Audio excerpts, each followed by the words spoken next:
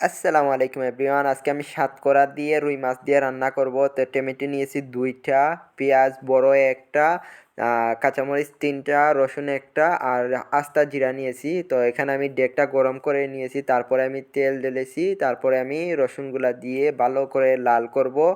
লাল করার পরে আমি এই আস্ত জিরা আর সরিষা দিয়ে দিছি।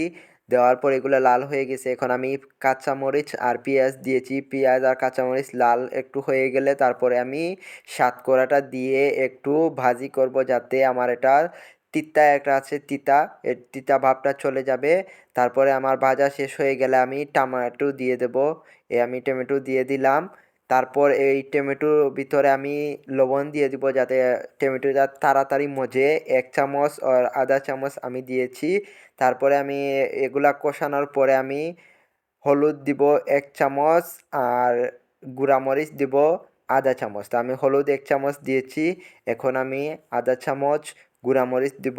এই গুঁড়ামরিচ দেওয়া হয়ে গেছে। আর কারি পাউডার, এটা হচ্ছে কারি পাউডার, এটা 1 চামচ দিয়েছি আমি, যাতে ফ্লেভারটা সুন্দর আসে এবং খেতে অনেক ভালো লাগে।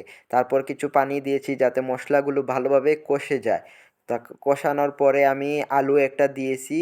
আলু একটা আমি কেটে রেখেছিলাম, এটা দিয়েছি। দেওয়ার পরে আমি কিছু সময় বন্ধ করে রাখবো। এখন আমার মাছগুলা ভাজি করব। ভাজি করা শেষে আমি তরকারিতে দিয়ে দিব। তো দেখেন আপনারা, আমার তরকারি কিছু পানি এসেছে, তো আমি মাছগুলো এখন দিয়ে দেব। তারপর আস্তে আস্তে আমি এগুলা একটু আগুন কমিয়ে এগুলা আমি জাল দেব। তো দেখুন আস্তে আস্তে আমার তরকারিটা হয়ে গেছে। তো ভিডিওটি ভালো লাগলে সবাই লাইক কমেন্ট করবেন এবং যারা প্রবাসী আছেন এভাবে রান্না করে খাওয়ার চেষ্টা করবেন। ভালো থাকবেন। আসসালামু আলাইকুম।